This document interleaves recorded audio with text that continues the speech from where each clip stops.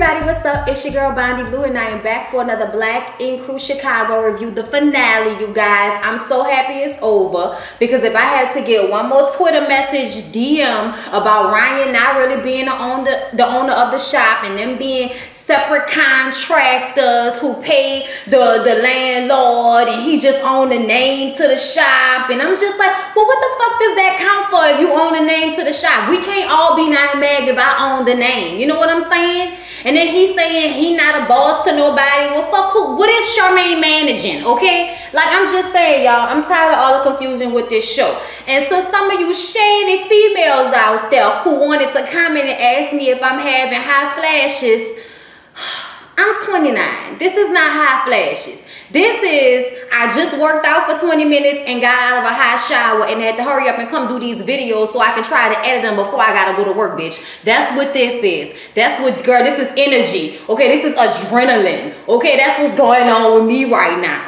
So Charmaine and Danielle meet up because we gotta talk about the lingerie party and everything that went down, especially Lily and Kat leaving together going lick on each other's clits, which is probably what happened. When Lily and Kat show up acting like, you know, we just came from fucking, but it's cool because we about to go shopping after lunch.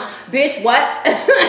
Lesbian dreams, bitch. Lipstick lesbian dreams. Charmaine was like, oh Lord, everybody want a piece of that Kit Kat ball. Everybody wants some. And Kat had to remind us that on one drunk night last year, Charmaine asked her to touch me on the inside. Touch me on the inside. But oh no, Kat wasn't trying to kitty click with her. And I'm like, oh, you choosy, bitch? You choosy? You fuck Danielle though. You fuck Lily though. But you ain't want to fuck Charmaine?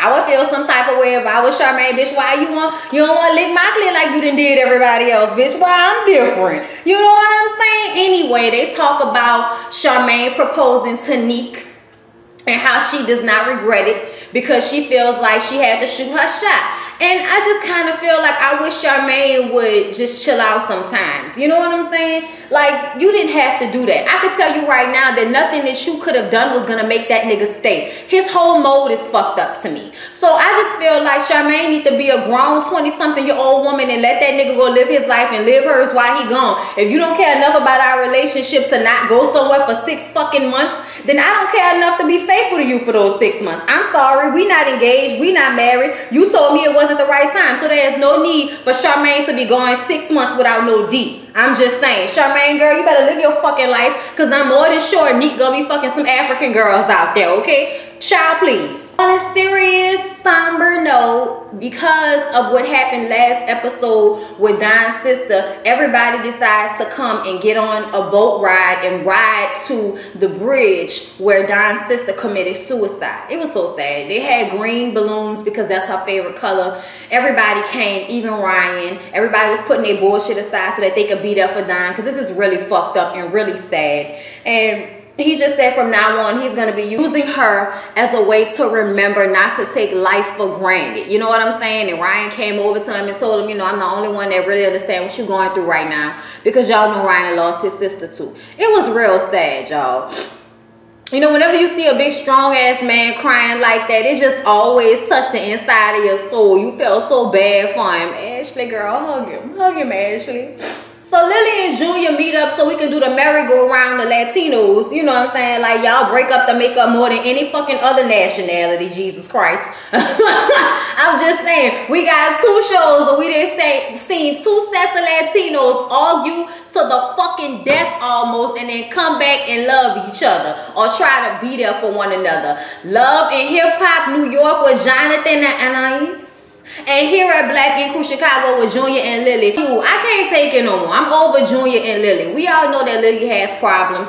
And Lily says that her father being taken away from her, the only person that constantly had her back, that has put her on her guard. And that is why she has anger issues. And I just want to say that I totally understand where she's coming from. Because I lost my daddy. And my daddy was very much the protector, very much the no matter what you can count on daddy type person. And when my daddy died, I grew up exponentially. Like, I can't tell you how quickly the mindset had to change once my daddy was gone. So I totally understand where Lily is coming from. And Lily's is much worse because I'm sure Lily is dealing with the anger of knowing that people out here just killing my fucking daddy and getting away with it. I'm sure Lily has a lot to deal with. She need to go to a therapist or a counselor and start talking to somebody about that shit, because it's not going to get any better until she decides to actually get help. The Bible ain't going to help you, bitch. Dick ain't going to help you, bitch. Cat's vagina ain't going to help you, bitch. You need to go talk to somebody, okay? I'm trying to tell you what's real because I had to go talk to somebody, so you need to go talk to somebody too, because your shit is much worse. So Ryan comes into the shop with a totally different attitude considering what happened with Don's sister in the bridge and the time they all had together.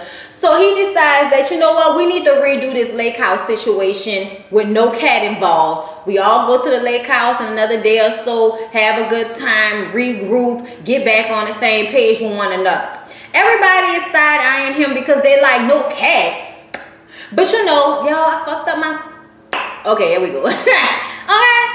And everybody is kind of looking at him sideways, but we all gonna go because we don't turn down no trips. We don't turn down no free trips, okay? So it's time to go to the lake house, and this nigga Ryan is not answering the phone and nowhere to be found. How hard would it have been, Ryan, for you to pick up your cell phone and text them and tell them, look, y'all, I'm running behind, I'm having some issues, y'all go ahead and leave without us, we'll be up there in a couple of hours, or just to tell them, you know, y'all go ahead on without us. But no conversation whatsoever is some bullshit. And the reason why you constantly getting disrespected by them, because you always disrespecting them. You gonna set this whole shit up and not answer the fucking phone when they keep calling you, asking you where you at. What if they had decided to go because you never showed up? But you know what? I forget production is involved, so I'm gonna go ahead and let it go. We get to the lake house. Van is ready to let loose and make up for all the trips that he couldn't come on because of his probation, okay? Everybody is there with their significant other. We all having a good time. We getting fucked up. The lake house is litty as shit. It's huge. It's beautiful. We about to be on out this motherfucker. Turn up, okay? That's where we at with it, right? Hours and hours and hours go by. Van decides since Ryan isn't showing up, we should invite Cat out. I really feel like Van wants to fuck Cat. Like, I don't know what the deal is with him. I understand that's your sister and everything, but his like, oh, he's the only one that always is like, let's call Katrina. You know what I'm saying? Like, besides Danielle messy ass. But them two always seem to be the main ones calling for Katrina to come to some shit regardless of how uncomfortable it's gonna be when she gets there. Now, I know everybody thought that Ryan and Rachel wasn't gonna come. But at the same time, just the fact that you thought about it like that makes me look at you like, God damn, bro, you can't never just worry about you and Jen. She here. Why you can't worry about her? She here. Do something with her. Fuck. All these other people here, and you, where Cat at? We need to make sure Cat come. Child, I bet you one of the production assistants told him to do that. Anyway, Ryan and Rachel eventually show the fuck up, okay? And everybody is like, we thought you wasn't coming, money. We thought you wasn't coming. You ain't got nobody. He had babysitting issues. Him and Rachel probably got into a fucking argument, and they hours and hours and hours late, and now we didn't invite Cat. Now, once again, everybody is okay with this formulation except for 4, okay? Charmaine already got on the phone and called Kat and told her what was going on. So we don't know if she's still coming, but she'll probably get there in the morning, right? Meanwhile, everybody's still getting fucked up, having a good time, and Ford takes this time when all the guys are playing pool to tell him that Van invited Kat to the party. He completely flips the fuck out and feels like nobody has his back. And since don't nobody have his back, fuck y'all. Well, Junior took offense to this because Junior feels like, nigga, we always at the shop waiting on you. We always at the shop. Where is Ryan? Why Ryan ain't at the shop? And here's my whole thing. If he is not a boss, if he is not the person in charge, why are y'all looking for him to be there like that?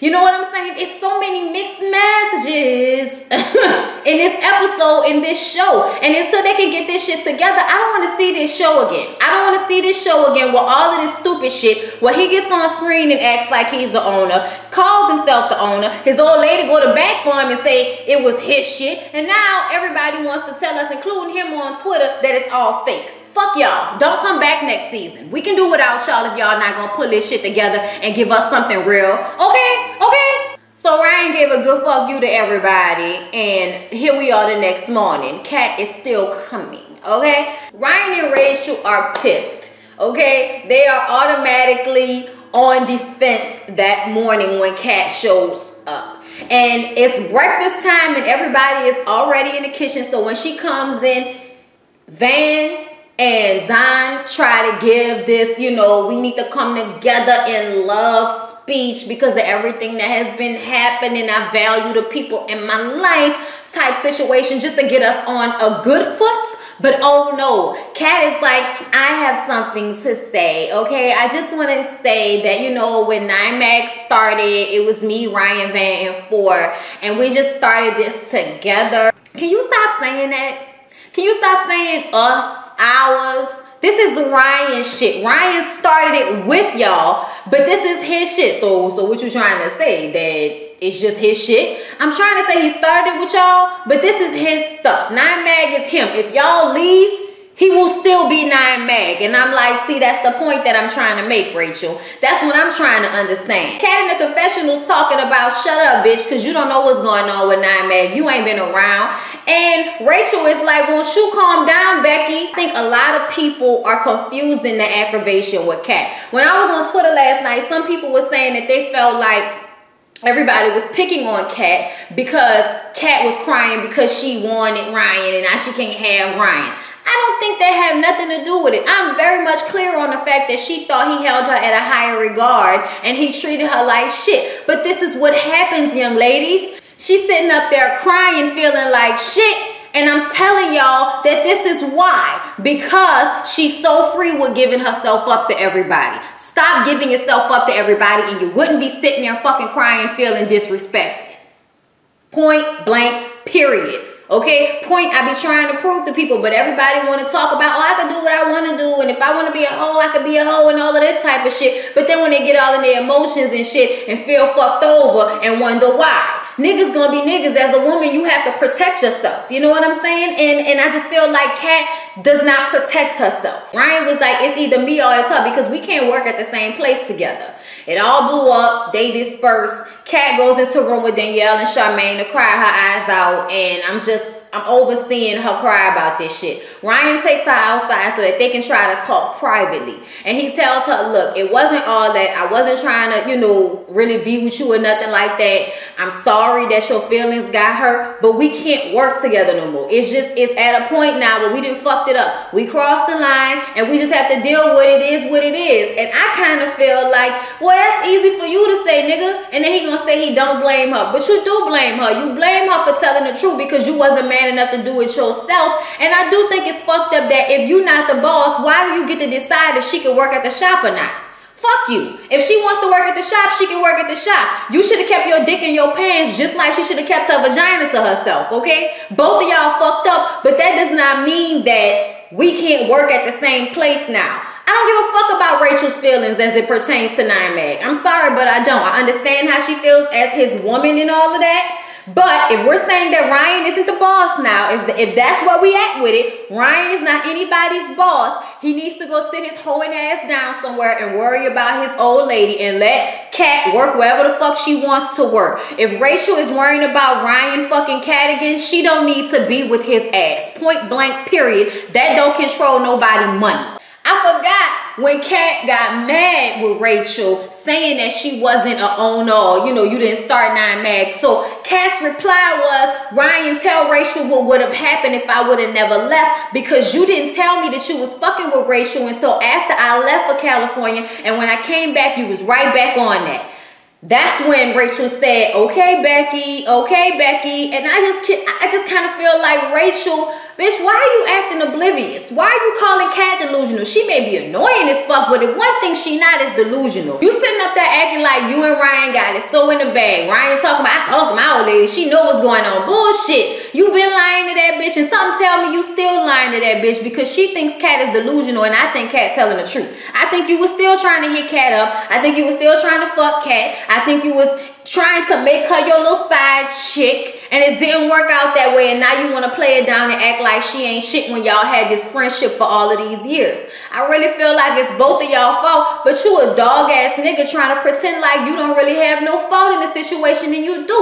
When they talk, Cat decides, fuck this shit, I bow out. I can't do nothing else. I tried to make it work. I tried to talk it out, but obviously we just can't work together no more. She packs her little duffel bag and leave, and I'm glad, because it would have been awkward as fuck if she decided to stay. You did not need to stay on the trip, Cat. I'm glad you left. Have some self-respect, bitch. Everybody talking about how they gonna move on like Maya. We gonna keep working, bitch. I'll see y'all next season. I ain't worrying about y'all. Sorry, this review was all over the place, y'all, but the conversation was just so all over the place with them in the first place. So many things to talk about as far as that whole little table conversation went with Ryan, Rachel, and Charmaine chiming in and Van feeling some type of way. Whole bunch of shit. I'm just glad the season is over. Please don't forget to like, comment, and subscribe to my channel. Care Bear, share, shake them tits, shake them tits, shake them tits. Yeah.